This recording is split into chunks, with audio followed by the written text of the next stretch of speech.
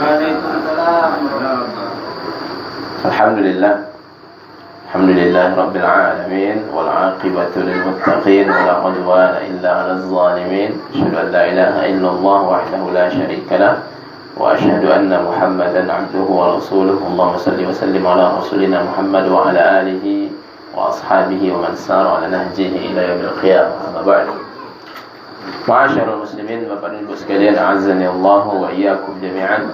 Alhamdulillah, puji syukur kita kepada Allah Azza wa Jalla.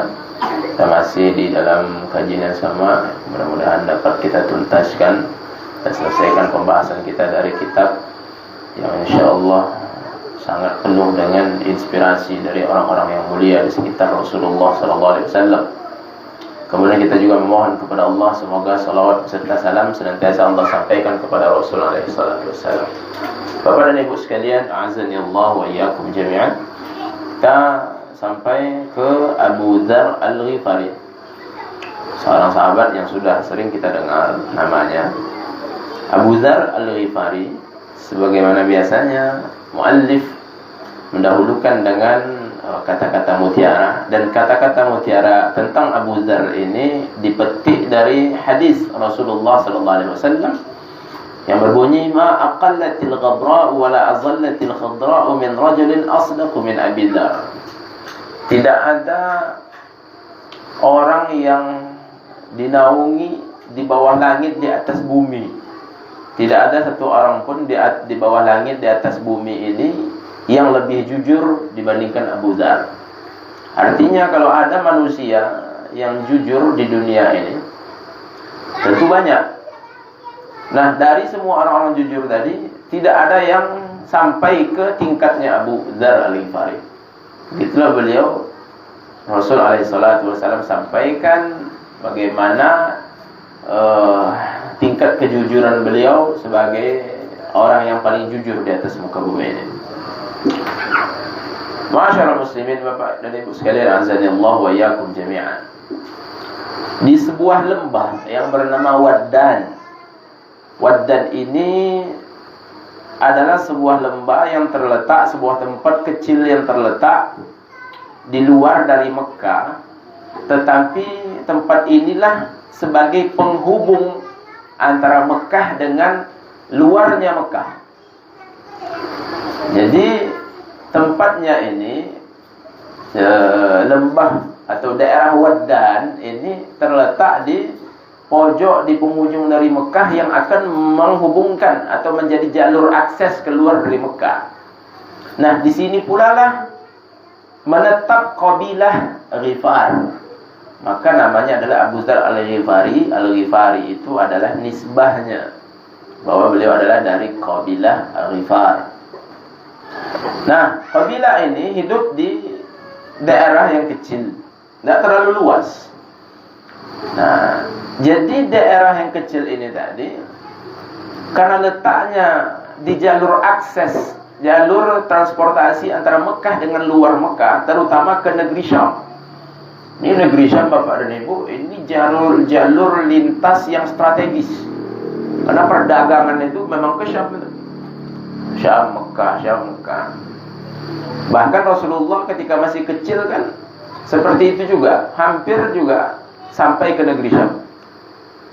Nah, dibawa oleh kakeknya. Nah, jadi Bapak dan Ibu dimuliakan Allah Azza wa Jalla. Abu Dzar Al-Ghifari, kemudian kabilahnya tadi berada di titik di daerah yang merupakan jalur akses transportasi dua daerah ini, yang otomatis ini menjadi daerah strategis. Maka daerah ini dijadikan sebagai daerah untuk tijarah.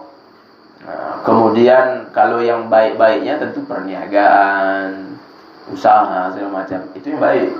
Dan yang buruknya, kalaulah sudah terletak di jalur lintas, Bapak dan Ibu, kalaulah terjadi suatu hal yang buruk, maka terjadilah yang namanya quta'ut thariq, qati'ut thariq.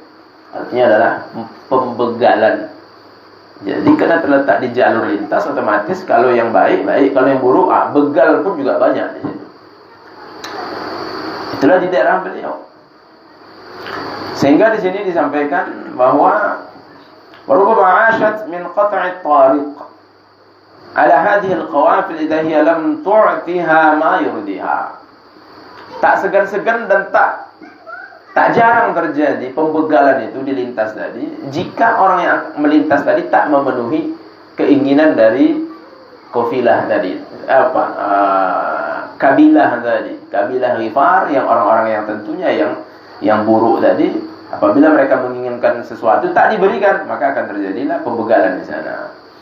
Nah, Jundub ibnu Junadah, dan itulah nama Abu Dzar yang aslinya. Jundub ibnu Junadah yang dia diberikan atau memiliki kunyah sebagai Abu Dzar. Beliau merupakan salah seorang dari keturunan kabilah ini, kabilah Ghifar ini. Lakinnahu kana yamtazu minhum bi jur'atil qalbi wa rajahatil aqli wa bu'din nazar. Namun Abu Dzar ini memiliki kelebihan dibandingkan masyarakat lainnya. Di antara kelebihan beliau adalah memiliki hati yang berani. Bi jur'atil qalbi, hatinya berani, pemberani Abu Dzar ini. Wa rajahatil aqli, juga kecerdasan yang kuat. Sudahlah pemberani, hatinya itu berani, kemudian cerdas. Wa bu'din nazar, dan jauh memandang. Jauh memandang nih Pak, bukan yang nampak di ujung sana, tetapi prediksi apa yang akan terjadi. Tiga hal ini dibandingkan masyarakat pada umumnya di kampung halamannya tadi. Kemudian Bapak dan Ibu,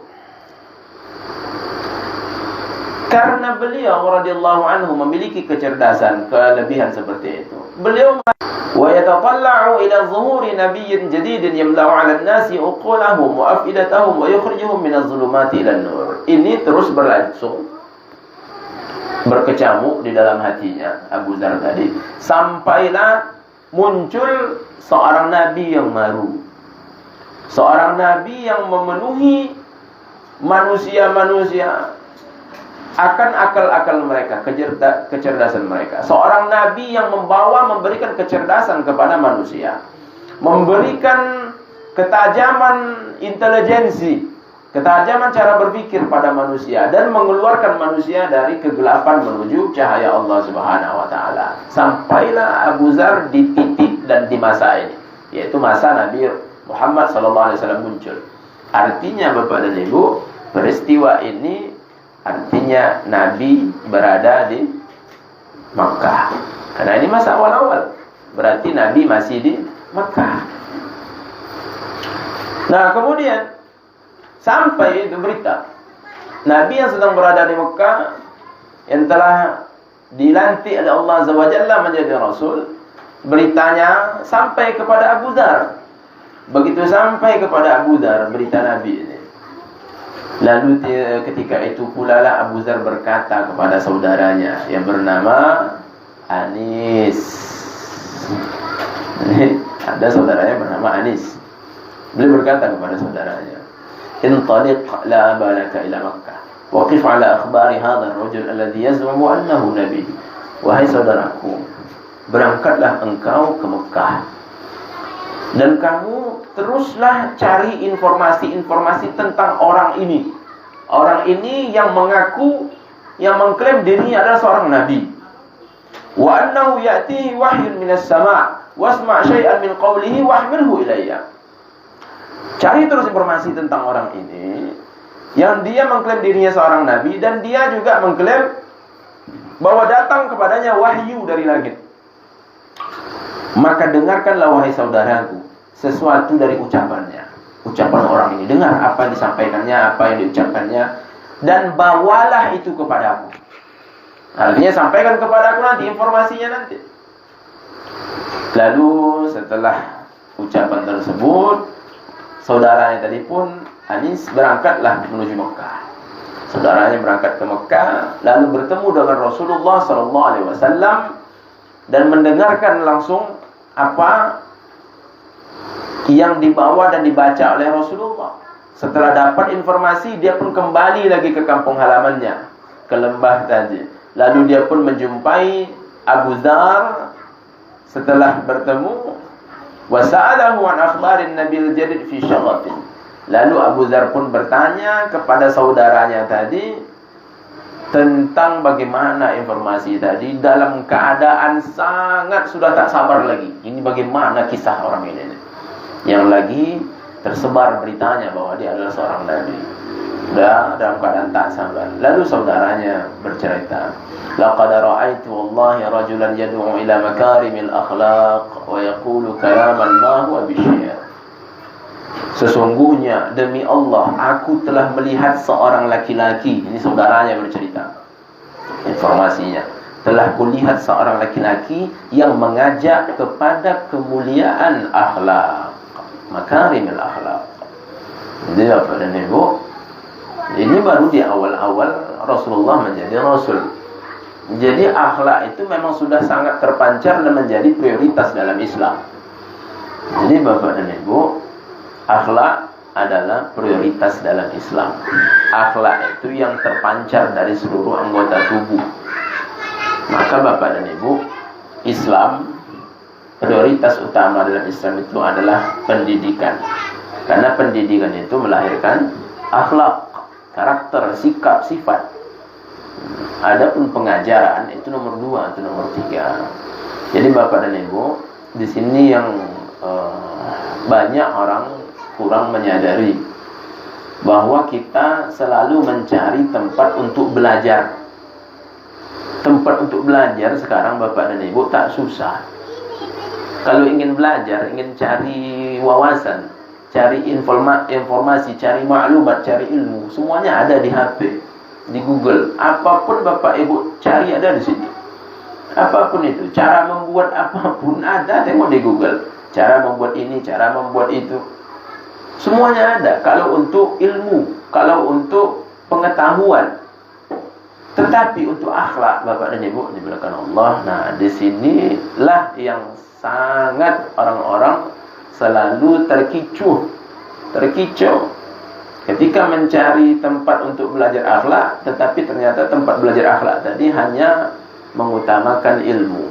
Ilmu maksudnya tadi itu maklumat tadi ya 2 tambah 2 3. Kalau bumi itu bagaimana, daerah ini bagaimana, ilmu geografi bagaimana, sosiologi bagaimana, matematika bagaimana, bahkan yang agama juga, fikihnya bagaimana, hukum ini bagaimana, hukum itu bagaimana. Tetapi di samping anak tadi sudah berilmu, sudah belajar begitu, maaf ngomong anak itu bagaimana gaya anak itu ngomong. Balik ke rumah, ayahnya tuh dan ibunya macam-macam. Maka bapak dan ibu, kami pernah mengadakan riset kecil-kecilan anak yang ketika itu kelas 1 MTS. Ini bapak-bapak yang punya keluarga ini, yang punya anak harus simak baik-baik kejadiannya ini. Anak-anak di kelas 7 MTS, kami adakan riset kecil-kecilan. Kami berikan kertas dan pulpen. Kami minta kepada anak-anak tadi, coba kalian deskripsikan, kalian tuliskan sosok ayah dan ibu kalian menurut hati kalian. Siapa ayah dan ibu kalian? Kelas 7 MTS. Sudah belajar fikih, sudah belajar yang agama-agama sudah dipelajarinya, yang umum juga sudah dipelajarinya. Anak sekolah kan sudah belajar ini. Lalu begitu ditulisnya dan kami baca, kaget kami bapak dan ibu. Tidak ada satupun yang menuliskan ayahnya adalah pahlawannya, idolanya, orang yang dikaguminya, orang yang sangat disayang. Tidak ada. Tulisannya anak-anak itu, ayah saya adalah yang ngasih saya jajan, ayah saya adalah yang membelikan pakaian saya, ayah saya adalah yang bawa saya jalan-jalan, ibu saya adalah yang masak di rumah, ibu saya adalah yang menyucikan pakaian saya. Tidak ada bahasa kasih sayang dari anak tadi kepada orang tua. Maaf, orang tuanya dianggap sebagai pembantu. Itulah kesimpulan dari ungkapan anak tadi. Nah, apa sebenarnya terjadi? Inilah yang terjadi, bahwa sekarang banyak orang lalai dari pendidikan. Orang-orang fokus untuk pengajaran, mengajar. Sehingga anak itu tahu anak itu, tanya semua anak itu tahu, hukum jujur itu tahu. Tetapi dalam prakteknya nggak dapat. Tahu bahwa bahasa ini kasar, tetapi dalam prakteknya nggak dapat. Maka bapak dan ibu, saya beberapa kali memberikan materi ke beberapa ya sekolah, kemudian juga praktisi guru-guru saya sampaikan itu. Sekarang sekolah-sekolah kehilangan ini, Pak. Sekolah-sekolah secara umum kehilangan nama aslinya. Sekolah itu nama aslinya lembaga pendidikan. Sekarang udah berubah menjadi lembaga pengajaran. Hanya mengajar, kerjaan guru itu tidak mendidik. Itu secara umumnya. Apa buktinya? Anak makan pakai tangan kiri dibiarkannya saja. Anak ngomong bahasa kasar dibiarkannya saja. Anak nanti bercampur laki-laki perempuan dibiarkannya saja. Makan sambil berjalan dibiarkannya saja. Anak pakai gelang laki-laki dibiarkannya saja. Yang laki-laki pakai kalung anak sekolah dibiarkannya saja. Diangkatnya sepeda motor segala macam dibiarkannya saja. Maka hasilnya anak itu tengok di televisi itu tawuran segala macamnya. Maka hal sekarang ini Bapak dan Ibu, bila punya anak maka usahakanlah untuk dimasukkan ke tempat mendidik. Tempat mendidik akhlak sekarang ini pondasi atau tempat terakhir sekarang ini adalah tak lain adalah pesantren. Kalau ingin mendidik anak kita masukkanlah pesantren. Pesantren mana saja dan tentunya ditengoklah bagaimana latar belakangnya. Yang pasti pesantren lah mendidik akhlak. Di luar pesantren itu sulit menemukan akhlak. Nah, dari mana pesantren bisa memunculkan akhlak? Karena pesantren itu di dalamnya nuansa Islami dan nuansa syariat itu ditumbuhkan. Nah, apa isi syariat itu? Itulah akhlak. Isi dari syariatnya adalah akhlak, makarimul akhlak. Nah, ini pula yang didapati oleh saudara dari Abu Dzar itu Anis. Baru sekali sebentar nampaknya Rasulullah itu. Dan ini baru di awal-awal. Tentunya kalau wahyu tadi, dan ini Bapak dan Ibu perlu kita garis bawahi, ini terjadi di awal-awal Rasulullah berdakwah. Artinya ini di masa Rasulullah masih berdakwah sembunyi-sembunyi. Nabi berdakwah di Mekah selama 13 tahun. 3 tahun sembunyi-sembunyi. Di dalam rentang waktu sembunyi-sembunyi itu. Artinya dari 23 tahun Nabi berdakwah, ini masih sedikit nih dakwah Rasulullah ini. Dan masih sedikit tadi sudah langsung terbaca bahwa Rasulullah mendakwahkan akhlak. Nah, jadi Bapak dan Ibu dimulakan Allah Subhanahu wa taala. Maka ini yang harus kita ingat balik, bahwa kita bila memiliki keluarga, didiklah keluarga kita. Didiklah keluarga kita, jangan hanya sebatas mengajar. Ada satu hal yang kemarin saya sampaikan dan menjadi catatan alhamdulillah banyak orang. Karena jarang didengar nih Pak. Yaitu, ini saya sampaikan juga, mudah-mudahan Bapak dan Ibu bisa mencatatnya. Ketika kita sebagai orang tua malas mendidik anak kita, malas anak kita jadi bahasa kasar, kita diami. Anak kita memaki, kita diami. Anak kita ribut-ribut umpamanya di tengah orang, buat onar segala macam, dan segala aktivitas yang tidak sesuai dengan norma agama dan norma kearifan atau adat. Nah, jadi Bapak dan Ibu, ketika kita malas mendidik anak kita, ini yang harus kita catat. Ketika itu kita bukan tidak mendidik anak kita, Bapak dan Ibu. Ketika kita tidak mendidik anak kita, saya ulangi, ketika kita tidak mendidik anak kita, bukan artinya kita tidak mendidik anak kita, Pak. Bukan. Artinya sebenarnya adalah ketika kita tidak mendidik anak kita, arti yang sebenarnya adalah ketika itu kita sedang mendidik anak kita untuk tidak terdidik. Itu artinya sebenarnya itu. Kita sangat jarang menyadari itu. Anak kita biarkan ya malas-malas. Nah, ketika itu kita bukan tidak mendidik sebenarnya. Kita sedang mendidik juga anak kita itu. Mendidik dia supaya tidak terdidik. Karena kita biarkan. Ketika kita biarkan dia, anak kita melakukan kesalahan-kesalahan, nah disitulah kita sedang mendidik dia untuk tidak terdidik. Maka Bapak dan Ibu, kita sebagai orang tua itu memang harus kita perhatikan. Dan inilah perhatian Islam. Awal-awal dakwah dah langsung terdeteksi oleh Anis, saudara dari Abu Dzar Al-Ghifari, bahwa Rasulullah ini, orang ini mengajak kepada kemuliaan akhlak. Maka Bapak dan Ibu, kita kembali lagi, pulang mundur dikit tadi. Orang-orang yang baik di kampung halaman ini tadi, kabilah Ghifar tadi, yang berada di jalur ini, jalur lintas ini, orang yang baik maka akan jadi baik. Tapi kalau orang yang buruk maka akan menjadi begal. Nah, ini yang terjadi. Nah, Bapak dan Ibu, berapa banyak kriminal-kriminal yang ada di dunia ini? Berapa banyak itu? Tak terhitung. Tak terhitung. Maka kita kalau ingin tengok kriminal itu bagaimana hebatnya, bagaimana banyaknya, tak usah jauh-jauh di negeri kitanya. Gimana kita ingin tahu kriminal itu? Tengok di penjara. Karena di dalam penjara itu beragam kriminal ada itu, pelaku kriminal. Nah, untuk membuat pelaku kriminal tadi kembali ke akhlak yang mulia, maka pemerintah kita, kemudian kepolisian, kemudian semua sistem di negara kita itu, yang dihadirkan ke penjara bukan psikiater. Bukan psikiater, Pak. Kalau di Amerika itu kan kalau ada karakter itu berbeda, dibawa ke psikiater. Itu kebanyakan di Amerika. Nah, di negeri kita, dengan segala macam kriminal yang terjadi, yang ada terkumpul dalam penjara, yang dihadirkan untuk merubah akhlak mereka tadi bukan psikiater. Bukan. Atau bukan, apalagi umpamanya penasehat ini dan itu, bukan. Tetapi dihadirkan adalah ustaz. Ustaz yang dihadirkan ke penjara itu. Juga Bapak dan Ibu, saya pertama kali masuk ngisi kajian di penjara itu, cerita saya sama keluarga langsung. Saya masuk penjara tadi ya, saya bilang. Kaget keluarga langsung kan. Enggak ngisi kajian, saya bilang. Jadi Bapak dan Ibu, ustaz yang dihadirkan ke sana. Dan begitu dihadirkan ustaz, memang begitu banyak orang yang hijrah kembali. Karena memang benarlah Bapak dan Ibu, Islam inilah pembawa akhlak yang luar biasa. Itu kalau di penjara. Kalau di rumah kita, meninggal istri, meninggal suami, meninggal anak, keluarga kacau balau. Maka hadis Nabi tentang keluarga Ja'far itu, buatkanlah makanan untuk keluarga Ja'far ini, makanan untuk keluarganya. Karena telah datang kepadanya hal yang menyibukkannya. Saking sibuknya tentang kematian salah seorang keluarga tadi, kita kadang makan itu tak ingat lagi. Jadi hilang kewarasan kita. Ketika hilang kewarasan kita, Bapak dan Ibu, siapakah, apakah yang bisa membuat kita sadar kembali? Apa yang membuat kita sadar kembali itu? Nasihat-nasihat enggak, tetapi agama. Ketika disampaikan kepada kita, Pak, sabar Pak, kullu nafsin dha'iqatul maut, langsung sadar balik.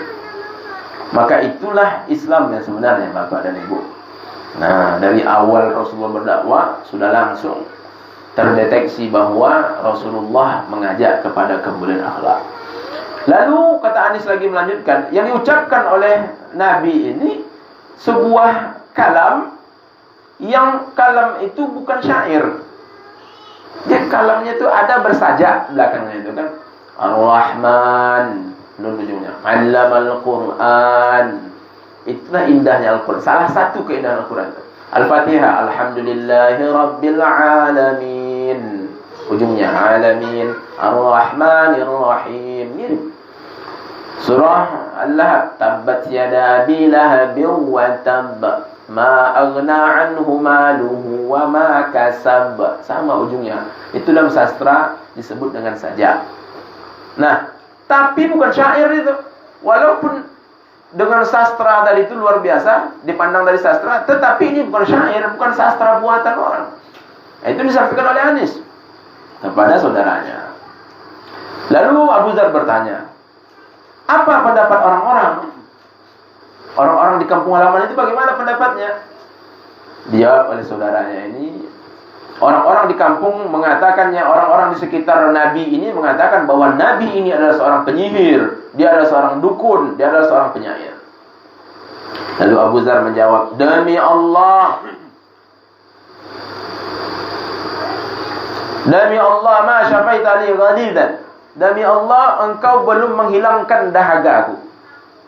Dahaga bukan haus kerongkongan, tetapi haus rasa penasaran dan ketertarikan. Informasi kamu tadi belum membuat saya tenang lagi. Wala qadaita li hajatan, dan kamu belum menyelesaikan untukku hajatku, keperluanku, belum selesai lagi ini. Tak tuntas rasanya ini. Fahal anta kafin 'iyali hatta antaliqa fa anzura fi amrihi. Maukah kamu menanggung, memperhatikan, menjaga keluargaku, kemudian aku berangkat untuk menengok dia langsung? Kata Abu Dzar. Dijawab oleh saudaranya, iya. Ya, baiklah. Dijawab oleh Anis tadi, baiklah. Namun ada pesan dari saudaranya. Walakin kun min ahli Makkah ala hadari. Namun kamu kalau mau ke Mekah nanti, wahai saudaraku, berhati-hatilah terhadap penduduk Mekah. Disuruh berhati-hati nih. Nah, itulah tadi yang kita sampaikan, bahwa ini terjadi di masa-masa Rasulullah berdakwah secara sembunyi-sembunyi. Nah, jadi hati-hati. Karena orang-orang sudah sangat berkecamuk, orang-orang sudah sangat risau dan emosi. Karena Rasulullah mendakwahkan, dakwah Rasulullah selain dari akhlak tadi, mencolek tentang patung-patung yang mereka sembah, yang mereka agungkan. Nah, mulailah Abu Dzar berbekal, menyiapkan bekal untuk dirinya. Nah, lalu dibawanya lah bersama dia sebuah tempat minuman yang kecil. Kemudian lagi dia pun mengarah ke arah Mekah, langsung berangkat ke Mekah. Tak lain tujuannya adalah untuk bertemu dengan Nabi SAW dan memperoleh informasi langsung. Tak dengar cerita lagi, tapi ingin memperoleh informasi secara langsung. Lalu apa dan ibu? Sampailah Abu Dzar di Mekah. Begitu sampai Abu Dzar ke Mekah, beliau pun mulailah dalam keadaan sembunyi-sembunyi juga. Kemudian dalam keadaan was-was terhadap penduduk Mekah tadi, karena sudah dikasih informasi dari saudaranya tadi, hati-hati terhadap penduduk Mekah tadi. Dia pun mulai hati-hati. Tidak disabitnya, tidak dibilangnya kalau dia akan mencari Nabi Muhammad. Pelan-pelan dia hati-hati. Mulailah dia mendengarkan, mencermati berita-berita, dan berita yang diperolehnya begitu sampai di Mekah. Ternyata berita yang diperolehnya adalah bahwa orang Quraisy di Mekah ini dalam keadaan sangat marah kepada Nabi Muhammad karena sikap Nabi Muhammad, ucapan Nabi Muhammad terhadap Tuhan mereka. Ini kan, Qul huwallahu ahad, Allahus samad, lam yalid wa lam yulad wa lam yakul lahu kufuwan ahad. Banyak ucapan Rasulullah SAW yang membuat orang-orang Mekah tadi tersinggung. Maka mereka pun emosi, marah karena ucapan Nabi Muhammad, kemudian dakwah Nabi Muhammad dan wahyu yang telah turun itu berkaitan dengan Tuhan mereka. Jadi didengar sama Abu Dzar, wah ini orang Quraisy ini keadaan lagi emosi tingkat tinggi. Juga diperolehnya informasi lagi, orang-orang Quraisy ini dalam keadaan tak hanya emosi, mereka dalam keadaan menyiksa, memberikan upaya-upaya untuk mengganggu Nabi Muhammad dan para pengikutnya. Kemudian lagi mereka terus berupaya, nih orang Quraisy ini, kalau ada orang yang ingin mendekati Nabi Muhammad itu untuk mendekati Nabi Muhammad, mulailah mereka sakiti dan lain sebagainya. Jadi sudah dapat informasi oleh Abu Dzar, tapi Abu Dzar masih mendiamkan dirinya. Oleh karena itu, karena dia sudah tahu keadaan seperti ini, maka Abu Dzar pun tak berani bertanya ke satu orang pun tentang Nabi Muhammad. Dia nggak kenal dengan Nabi Muhammad. Awak kalau tidak kenal sama orang itu kan tentu kita kalau ingin mencari-cari alamat, mencari orang, tentu kita bertanya, rumah si fulan mana Pak? Itu kan. Abu Dzar tak berani bertanya. Tak mau dia bertanya, didiamkannya. Tak berani dia bertanya di mana Nabi Muhammad, yang mana orangnya, di mana rumahnya. Tak berani. Kenapa? Karena orang-orang dalam keadaan, orang-orang penduduk Mekah dalam keadaan emosi. Nah, dia pun, kenapa dia tak berani bertanya itu? Karena dia tak tahu orang yang dia tanya ini, apakah dia adalah, yang ditanya ini adalah yang mengikut Nabi Muhammad, atau jangan-jangan musuh Nabi Muhammad. Jangan-jangan konai pula ke Abu Jahal pula kan itu. Yang tidak bertanya tentang Nabi Muhammad, tapi yang ditanya tempatnya bertanya adalah Abu Jahal. Jadi karena ketidaktahuan tadi itulah beliau tak ada bertanya kepada satu orang pun.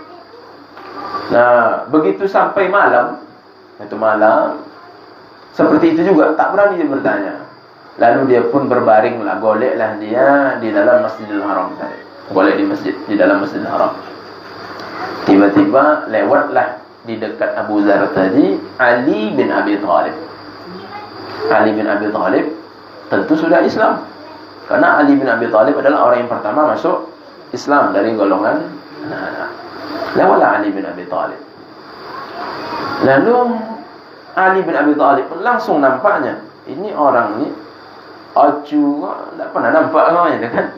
Tak pernah kelihatan. Jadi ini orang apa nih? Orang baru nih, orang pendatang nih. Jadi Ali pun langsung mengenalnya. Langsung Ali berkata kepada Abu Dzar tadi, "Halumma ilaina ayyuhar rajul." Mari, ikutlah bersama kami wahai laki-laki. Diajaknya Abu Dzar tadi. Lalu setelah itu Ali dan Abu Dzar pun teruslah berjalan, wa bata lailatahu indahu. Sampailah Abu Dzar pun tidur bersama dengan Ali bin Abi Thalib, ikut bersama Ali. Di pagi harinya lalu laki Abu Dzar tadi pun diambilnya lagi perbekalan dia tuh. Air minumnya, kemudian makanannya tadi diambil perbekalannya, wa'ala ila masjid. Baliklah ke Masjid Haram. Tanpa dia bertanya, duna an yas'ala ahadun minhuma sahibahu. Dia berangkat balik ke masjid tadi itu, dia kan berdua tadi. Abu Dzar dengan Ali. Abu Dzar dengan Ali. Satu pun dari mereka berdua tak ada saling bertanya. Abu Dzar tidak bertanya ke Ali, Ali pun tidak bertanya ke Abu Dzar. Abu Dzar keluar saja, balik lagi ke masjid. Nah, begitulah sepanjang hari tadi. Abu Dzar pun menghabiskan seharian, hari yang kedua tadi, tanpa dia saling mengenal dan tidak pula mengenal Nabi Muhammad SAW. Tak dapat dijumpai Nabi Muhammad. Tetap dia di dalam Masjidil Haram. Begitu sore, dia pun mulai lagi mau golek, mau istirahat, mau tidur di dalam masjid tadi. Lewat lagi Ali bin Abi Thalib lagi, radhiyallahu anhu. Lalu Ali berkata yang sama lagi. Kemudian dibawa oleh Ali, Abu Dzar tadi. Kemudian mereka pun lagi menginap sama berdua di malam yang kedua. Tidak ada bercerita dan tak ada saling bertanya. Falamma kanatil laila as-salisa, begitu malam yang ketiga, udah 3 malam enggak ada saling bertanya orangnya. Ali pun berkata, qala Ali li sahibi, Ali yang mulai bercerita. Ditanyalah oleh Ali kepada Abu Dzar tadi, ala tuhaddisuni amma aqdamaka ila Makkah. Tidakkah kamu mau menceritakan kepadaku untuk apa tujuan engkau datang ke Mekah ini? Mau ngapain kamu ke Mekah? Ali mulai cerita. Lalu jawab oleh Abu Dzar, in a'taitani mitsaqan an turshidani ila ma atlubu fa'altu. Kalau kamu mau berjanji kepadaku, bahwa kamu akan menunjukkan kepadaku terhadap apa yang kuinginkan, yang kucari, maka akan ku sampaikan kepadamu. Janji dulu. Kalau saya jawab nanti, maka kamu bawakan aku nanti, kamu sampaikan aku nanti kepada apa yang mau kucari. Lalu Ali pun menjawab, mengiyakan permintaannya tadi. Ali pun berjanji untuk memenuhinya. Lalu Abu Dzar pun berkata, laqad qasadtu Makkah min amakin ba'idatin abtaghi liqa'a an-nabiyil jadid wa sama'a syai'in mimma yaquluhu. Sesungguhnya aku telah bermaksud datang ke Mekah ini, datang dari tempat yang jauh. Tujuanku adalah aku ingin bertemu, aku ingin berusaha bertemu dengan seorang nabi yang baru, dan aku ingin mendengar sesuatu dari apa yang diucapkan oleh nabi tadi. Begitu mendengar jawaban seperti itu, Ali pun langsung fanfarajat asariru Aliyin radhiyallahu anhu, langsung nampak cerah wajah Ali. Berarti ini adalah orang yang datang dengan niat baik. Dia ingin bertemu dengan Rasulullah, tapi nadanya adalah nada ingin berbuat baik. Makanya Ali pun langsung bahagia. Ini tak lain ini mudah-mudahan akan masuk, akan mengikuti Rasulullah SAW. Lalu dijawab oleh Ali, demi Allah, innahu la Rasulullah haqqan. Demi Allah, sesungguhnya Nabi itu yang kamu tanya, yang kamu ceritakan tadi itu, sungguh dia adalah Rasul sebenar-benarnya. Lalu Ali mulai menceritakan tentang Rasulullah. Wa innahu, dia ini sesungguhnya, Nabi ini begini sesungguhnya. Lalu setelah selesai diceritakan oleh Ali dengan panjang lebar, sampai Ali mengatakan, fa idza asbahna fatba'ni haitsu masirtu. Apabila besok pagi, nih, kalau dah besok pagi ya, kamu ikuti aku kemana saja aku berjalan. Fa in ra'aitu syai'an akhafu 'alaika waqaftu. Apabila nanti dalam perjalanan aku tengok ada yang berbahaya, maka aku akan berhenti. Pak, kok segininya mereka, Pak? Ali untuk membawa Abu Dzar bertemu dengan Rasulullah. dengan kode-kodean gitu. Kamu ikuti aja aku nanti dari jauh, dari belakang, kemanapun aku berjalan. Kalau aku berhenti nanti, berarti ada bahaya gitu. Maka kamu berhenti juga. Kok seperti itunya itu? Inilah masa Rasulullah SAW di awal dakwah. Makanya Rasulullah di masa itu berdakwah dengan sembunyi-sembunyi. Nah, begitulah mencekamnya ketika itu. Fa in madaitu fatba'ni hatta tadkhula madkhali. Apabila aku berjalan lanjut nanti, maka kamu ikuti aku lagi sampai aku masuk ke tempat masuk nanti, maka kamu juga ikut masuk. Nah, setelah mendengar cerita dari Ali tadi, ini kan malam nih orang ini bercerita. Lam yaqarra li Abi Dzar madja'un tiwala lailatihi. Tak bisa tidur Abu Dzar malamnya. Tidak bisa tidur. Syauqan ila ru'yatin Nabi, karena kerinduan ingin melihat Nabi sallallahu alaihi wasallam. Dan juga kerinduan ingin mendengarkan sesuatu dari apa yang diwahyukan kepadanya. Tak bisa tidur, Pak. Manalah Rasulullah ini, apalah yang akan disampaikannya itu, bagaimana wahyu yang akan dibacakan dan disampaikannya. Nah, sampai di pagi harinya Ali pun mulailah berjalan bersama tamunya tadi, itu Abu Dzar, menuju rumah Rasulullah SAW. Lalu Abu Dzar mengikuti dari belakang, tapi berjarak. Ali tak ada menoleh-noleh sama mereka tadi itu, jalan terus sampai mereka berdua masuklah ke rumah Nabi SAW. Lalu Abu Dzar pun mengatakan, begitu masuk ke dalam rumah Rasulullah, Abu Dzar pun mengatakan, Assalamu alayka ya Rasulullah. Ucapan dari Abu Dzar, Assalamu alayka ya Rasulullah. Pak Bu, Abu Dzar dia datang dari daerah Ghifar tadi. Dari kabilah Ghifar, dari daerah Waddan tadi. Yang belum mengenal Rasulullah. Belum mengenal Rasulullah, belum tahu Rasulullah, belum mendengar langsung dakwah Rasulullah. Begitu masuk ke rumah Rasulullah, dia pun mengucapkan Assalamu alayka ya Rasulullah. Menurut Bapak Ibu, siapa yang mengajarkan salam? Mengucapkan salam itu. Kalau orang Arab dulu enggak itu salamnya itu, kalau bertemu im salahan, itu salam pertemuan mereka itu. Nah, ini Assalamu alayka ya Rasulullah. Pakai salam, sudah pakai salam. Siapa yang mengajarkan itu? Siapa? Dari mana dapatnya itu?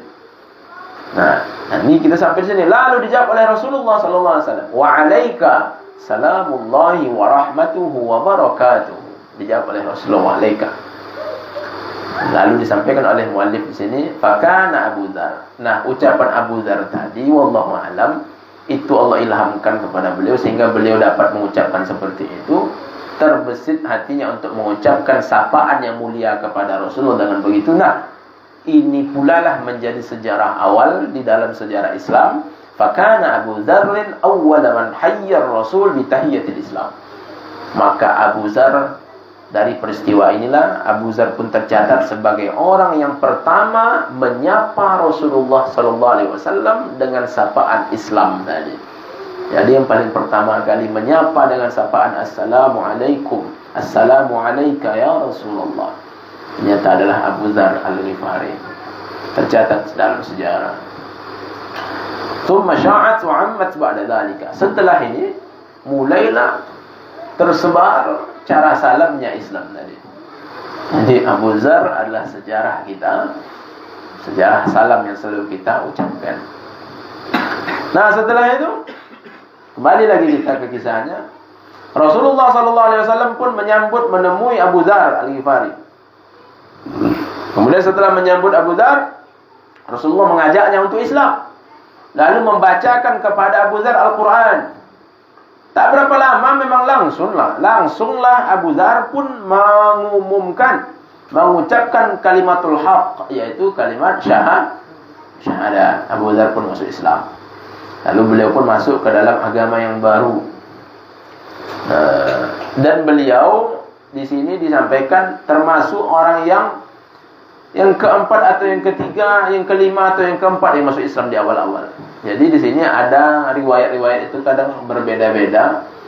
Ya, kalau yang sudah sangat terkenal, sudah sangat masyhur riwayatnya itu bahwa yang awal-awal masuk Islam adalah Tentu itu dari kalangan orang dewasa adalah Abu Bakar Siddiq yang laki-laki. Di hari kedua ikut bersama Abu Bakar 5 orang.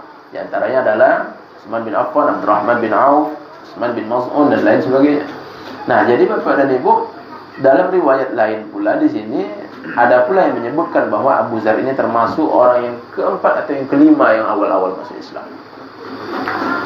Nah, kemudian disampaikan oleh muallif pengarang di sini, marilah kita biarkan pula Abu Dzar untuk bercerita tentang dirinya, bagaimana kisah dia setelah itu.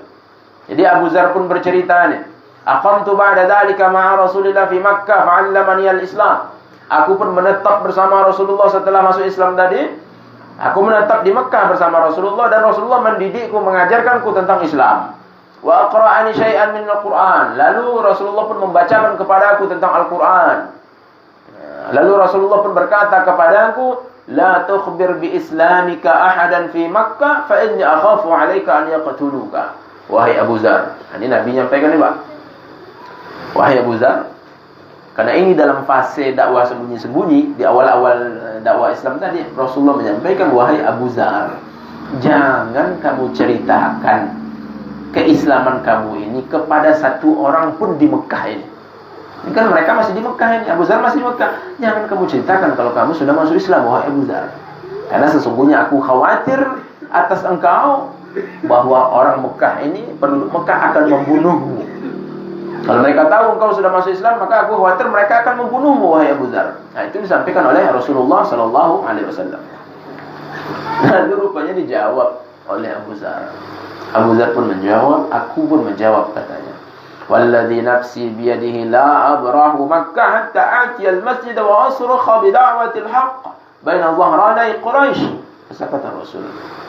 Abu Dzar pun mengatakan, demi yang jiwaku berada di genggamannya, yang berada di tangannya, aku tak akan berangkat meninggalkan Mekah ini, wahai Rasulullah, sampai aku datang ke Masjidil Haram dan aku berteriak di sana dengan dakwah Islam ini. Aku akan berteriak ke sana dengan teriakan yang kebenaran ini, teriakan yang hak ini akan kuteriakkan di sana di tengah-tengah orang Quraisy. Lalu Rasulullah pun terdiam. Rasulullah pun diam mendengar ucapan Abu Dzar. Nah, Abu Dzar melanjutkan lagi, langsung aku tadi pun berangkat ke Masjidil Haram. Dan orang-orang Quraisy sedang duduk-duduk, sedang ramai ini. Mereka sedang bercerita-cerita, ngobrol-ngobrol. Lalu aku pun fatawassatuhum, aku masuk di tengah-tengah mereka. Wah, ini memang. Maka di awal ini kita sampaikan, disampaikan oleh muallif, salah satu kelebihan Abu Dzar dari kaumnya itu adalah memiliki hati yang pemberani. Masuk aku ke tengah-tengah mereka. Wa nadaitu bi'ala sauti. Lalu aku pun memanggil mereka dengan suaraku yang tertinggi, katanya. Apa yang diucapkannya? Ya masyarakat Quraisy, wahai penduduk Quraisy, wahai masyarakat Quraisy. Ini sesungguhnya aku asyhadu an la ilaha illallah wa anna Muhammadar Rasulullah. Sesungguhnya aku bersaksi bahwasanya tiada Tuhan yang boleh disembah kecuali Allah dan bahwasanya Nabi Muhammad adalah utusan Allah. Diteriakannya kuat-kuat, sekuat-kuat kemampuan dia di tengah-tengah orang Quraisy. Jadi Bapak dan Ibu ya, kalau kita tengok kisah seperti ini tuh, maka cocoklah kita selalu disampaikan, dinasihati, jangan pernah kita gampang membayangkan, oh seandainya aku hidup di masa Rasulullah. Kalau kita hidup di masa Rasulullah, Bapak dan Ibu, tak akan bisa kita macam ini, tak bisa. Mungkin kita di samping Abu Jahal kita duduk. Abu Jahal nak buat kopi, awak buat kan itu. Awak pula mentraktirnya kadang kan. Allahu Akbar.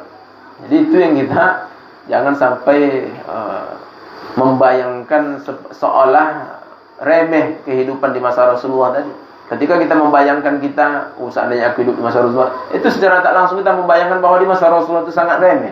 Nah, tak ada yang remeh di detik-detik kehidupan Rasulullah sepanjang dakwahnya. Nah, ucapanku tadi pun akhirnya tentunya masuk ke telinga-telinga mereka tadi dan membuat mereka kaget. Semua mereka kaget. Sehingga mereka pun berdiri bangun dari duduk-duduk mereka tadi dan mereka pun berkata, Semua kalian, wahai masyarakat, ini tangkap ini orang aliran baru ini. Lalu mereka pun mulailah berdiri kepadaku, mengerumuniku, mendatangiku. Lalu mereka pun yadribunani li'amuta. Mereka pun memukuliku, kata Abu Dzar. Dipukulinya aku supaya aku mati. Dipukuli bukan dipukuli untuk sebatas benjol, Pak. Enggak, untuk dibunuh. Dipukuli Abu Dzar supaya aku mati. Kenapa? Karena tidak ada, mana ada pengadilan masa ini.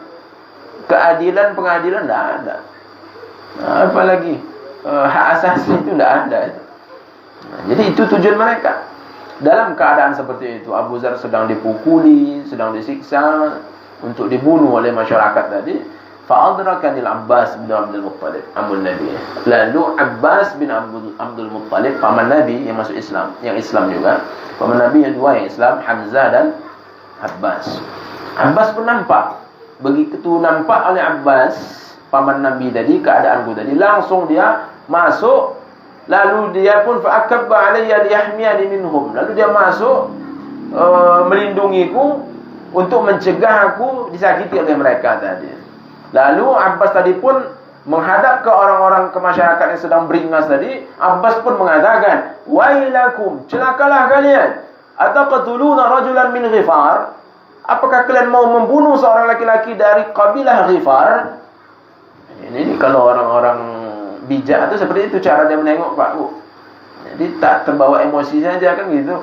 Abbas ini menunjukkan bagaimana bijaksana itu dan bagaimana cara untuk bernegosiasi. Ini luar biasa dari kecerdasan paman Rasulullah ini.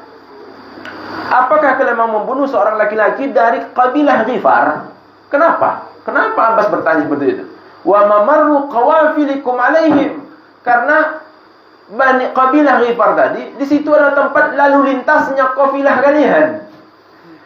Kalau kalian mau berniaga ke Syam, kalian lewati kaum dia ini, kabilah dia itu kalian lewati. Kalian sakiti pula orang dari kabilahnya tadi. Mau kalian bunuh orang dari kabilah Ghifar tadi. Begitu mendengar ucapan Abbas tadi, fa'aqla'u anni, maka mereka pun melepaskanku dan meninggalkanku. Selesai. Lalu Abu Dzar pun tadi terselamatkan oleh Abbas bin Abdul Muttalib. Nah, insyaallah kita lanjutkan setelah azan salat Isya. Azan sallallahu alaihi wasallam.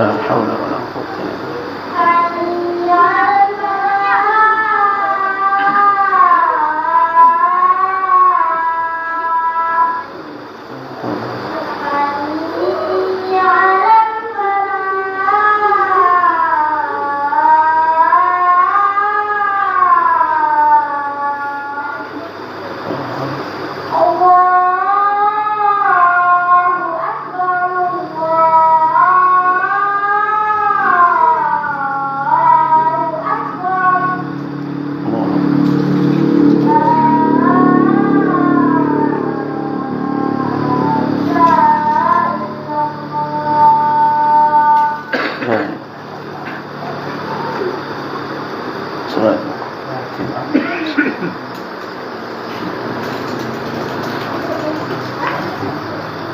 Bismillah, alhamdulillah, salatu wassalamu ala rasulillah wa ba'du. Jadi Abbas bin Abdul Muttalib, paman Nabi SAW, beliaulah menyelamatkan Abu Dzar Al-Ghifari dari keroyokannya penduduk Mekah tadi. Dan juga rasanya tadi di awal saya sampaikan bahwa Rasulullah ke Syam dengan kakeknya Affan. Itu adalah bersama dengan pamannya Abu Thalib, bukan dengan kakeknya. Baik, Bapak dan Ibu, jadi paman Rasulullah SAW yang Islam adalah Hamzah dengan Abbas. Kemudian paman Rasulullah SAW yang terlaknat adalah Abu Lahab. Abu Jahal bukan paman Rasulullah SAW. Jadi jangan kita salah mengatakan kadang karena selalu tersebut Abu Jahal dan Abu Lahab, kadang tersebut pula Abu Jahal paman Rasulullah. Nah, jadi Bapak dan Ibu dimuliakan Allah Azza wa Jalla, setelah peristiwa tadi, Abu Dzar rupanya karena sudah banyak kali pukulan yang menimpanya, beliau pun akhirnya kehilangan kesadaran. Walamma afaqtu ji'tu ila Rasulillah sallallahu alaihi wasallam. Begitu aku tersadar, maka aku pun mendatangi Rasulullah sallallahu alaihi wasallam. Begitu Rasulullah melihat apa yang terjadi pada aku, Rasulullah mengatakan, "Alam anhaka an i'lani islamika?" Bukankah aku telah melarang engkau untuk mengumumkan keislamanmu? Aku pun mengatakan, wahai Rasulullah, kanat hajatan fi nafsi faqadaituha. Wahai Rasulullah, itu adalah keinginan, hajat dari diriku. Jadi keinginan dari diriku yang ingin ku tunaikan, maka aku pun menunaikannya. Lalu Rasulullah menjawab lagi, ilhaq biqaumika, pergilah kamu menuju kaummu, pergilah kembali bersama dengan kaummu. Wa khabbirhum bima ra'aita wa ma sami'ta, kabarkan, informasikan kepada kaummu tentang apa yang telah engkau lihat dan apa yang telah engkau dengar. Lalu dakwahi mereka, wad'uhum ila Allah, ajaklah mereka kepada Allah Azza wa Jalla, la'allallaha yanfa'uhum bika wa yu'jiruka fihi. Mudah-mudahan Allah Subhanahu wa taala memberikan manfaat kepada mereka melalui engkau dan memberikan pahala kepada engkau melalui mereka. Itu disampaikan oleh Rasulullah sallallahu alaihi wasallam. Fa idza balaghaka anni zahartu fata'ala ilayya. Nanti apabila sampai kepadamu berita bahwasanya aku telah zahir, telah tampak, telah mulai muncul, kan masih dalam keadaan sembunyi-sembunyi, sudah mulai terang benderang keadaan Rasulullah sallallahu alaihi wasallam, maka kamu datanglah kepadaku, kata Rasulullah. Lalu Abu Dzar pun mengatakan, "Fantalaqtu hatta ataitu manazila qaumi falaqiyani akhi Anis faqala ma sana'ta." Lalu aku pun berangkat, aku pun mendatangi rumahku, mendatangi rumah kaumku, lalu aku bertemu dengan saudaraku Anis tadi lagi. Begitu sampai bertemu dengan Anis, aku pun berkata, Anis tadi pun berkata kepada aku, "Apa yang telah engkau lakukan, wahai saudaraku?" Lalu aku menjawab, yang kulakukan adalah bahwa aku telah masuk Islam. Lalu aku telah membenarkan Nabi yaitu Rasulullah. Tak berapa lama tentunya langsung tercerahkan, langsung Allah pun mencerahkan, menerangkan hati saudaraku tadi, sehingga saudaraku pun mengatakan, aku pun tak ada benci terhadap agama engkau ini, wahai Abu Dzar. Maka sesungguhnya aku sungguh telah Islam juga, dan aku juga membenarkan Nabi ini, yaitu Rasulullah sallallahu alaihi wasallam. Lalu kami pun pergi mendatangi ibu kami. Langsung didatanginya ibunya. Lalu kami pun mendakwahi ibu kami terhadap Islam ini. Ibu kami pun menjawab, aku tidak ada merasa benci terhadap agama kalian berdua ini, wahai anakku. Lalu ibu kami pun masuk Islam juga. Nah, setelah hari itu mulailah intalaqatil usra al-mu'minah tad'u ila Allah. Keluarga mereka ini, Saudaranya udah, ibunya sudah dalam keadaan muslim dan muslimah. Mereka ini, keluarga ini pun teruslah berdakwah kepada Allah di kabilah Ghifar ini. Berdakwahlah mereka, terus mereka berdakwah sampailah hatta aslama min Ghifar khalqun katsirun uqimatis shalah fihim. Sampai akhirnya dari kabilah Ghifar ini masuk Islam dengan jumlah yang sangat banyak. Sampai-sampai pun salat bisa didirikan di tengah-tengah mereka. Nah, ada sekelompok kecil di tengah-tengah mereka yang mengatakan nabqa ala dinina hatta idza qadima Rasul al-Madinah aslamna. Kita menetap ajalah kita nih. Tetap ajalah kita dengan agama keyakinan kita yang sebelum-sebelumnya ini. Sampai Rasulullah ke Madinah. Ya, Rasulullah masih di Mekah. Jadi Ghifar ini di jalur mereka mau ke Syam juga antara Mekah dengan Madinah. Kalau sudah sampai Rasulullah ini, Nabi Muhammad ini ke Madinah, baru kita masuk Islam. Nah, itu sebagian yang kecil tadi. Artinya secara umumnya semua mereka menerima Islam. Ghifarun ghafarallahu lah.